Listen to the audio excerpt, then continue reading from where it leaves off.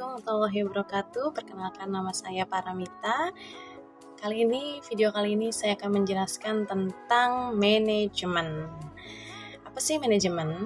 Manajemen itu adalah perencanaan dan juga pengendalian, pengawasan dan juga membangun organisasi dan perorganisasian.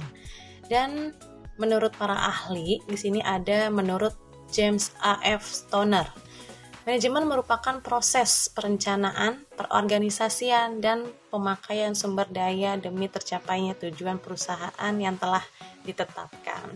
Dan juga menurut R. Terry, manajemen itu ialah suatu proses unik yang terdiri dari berbagai tindakan, perencanaan, perorganisasian, penggerakan, dan pengendalian dilakukan untuk mencapai tujuan yang telah dilakukan melalui sumber daya alam dan juga sumber daya manusia. Di sini ada tujuan utama manajemen, yaitu untuk mengamankan hasil maksimum dengan upaya dan sumber daya minimum yang berdasarkan dengan berpikir dan manfaat sumber daya manusia, material, keuangan, sedemikian rupa sehingga akan menghasilkan kombinasi yang lebih baik. Dan kali ini saya juga akan membahas tentang perubahan, penolakan di lingkungan perusahaan. Di sini saya akan menjelaskan apa itu perubahan. Perubahan kita juga tahu ya, perubahan itu berarti merubah.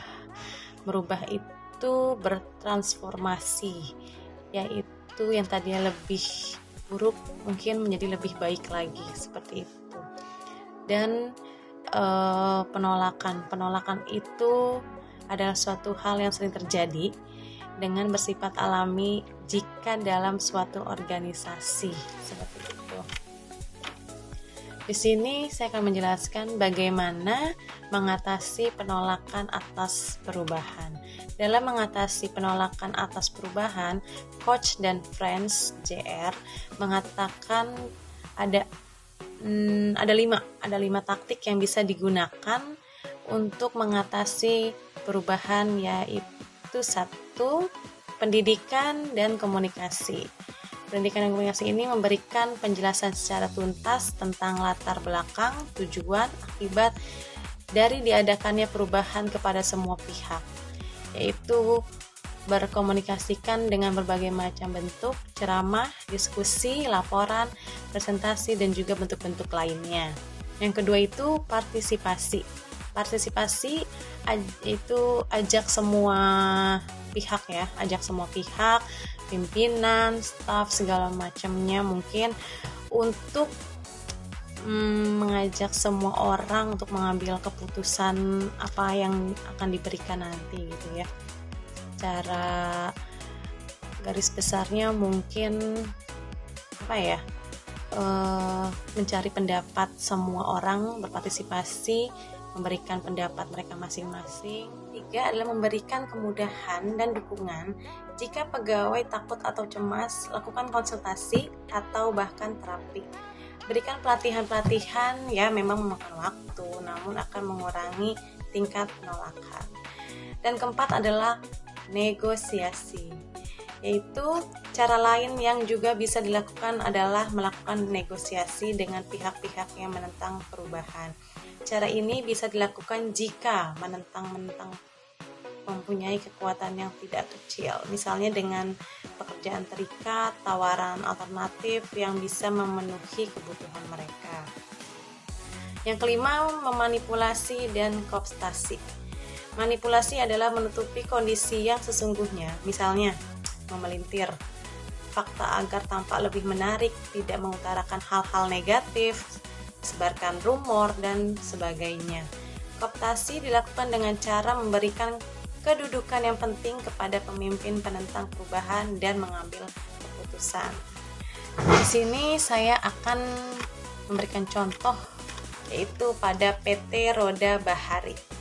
Perusahaan keluarga adalah penggerakan utama perekonomian Indonesia. Secara ini memberikan kontribusi sekitar 2,848% dari total PDB Indonesia. Jumlah bisnis keluarga adalah sekitar 99% dari total usaha kecil menengah UKM di Indonesia. Namun hanya sebagian kecil bisnis keluarga yang memberikan dampak bertahap dan scaling up. PT Roda Bahari yang menjadi objek penelitian kali ini adalah salah satu bisnis keluarga yang berlokasi di Bogor. Tujuan dari penelitian ini adalah untuk menganalisis proses manajemen perubahan dan siklus sebuah perusahaan. Penelitian ini penting untuk merumuskan dan mempersiapkan diri pada setiap tahap proses transformasi.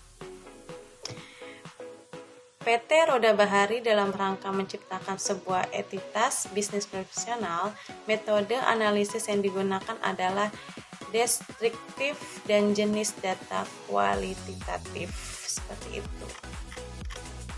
Dan juga PT Roda Bahari harus menerapkan manajemen perubahan.